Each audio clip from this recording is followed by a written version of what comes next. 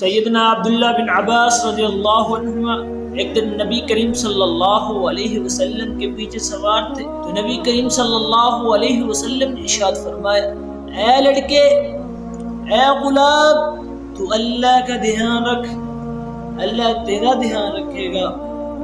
تو اللہ کا دھیان رکھ، تجھے اپنے سامنے پائے گا۔ جب تو سوال کرے تو اللہ سے سوال کر، اور جب مدد مانگے تو اللہ سے مدد مانگ۔ اللہ کا دھیان کیا ہے؟ اللہ کے دھیان رکھنے کا معنی کیا ہے؟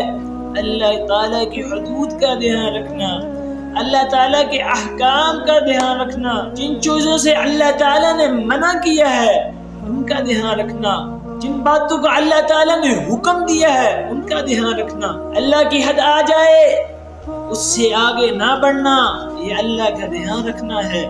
عرض ہر کام کرتے وقت اللہ تعالیٰ انسان یاد میں رہے، عرض یہ کر رہا تھا، ہر کام کرتے وقت انسان اللہ تعالیٰ کا دھیان رکھے۔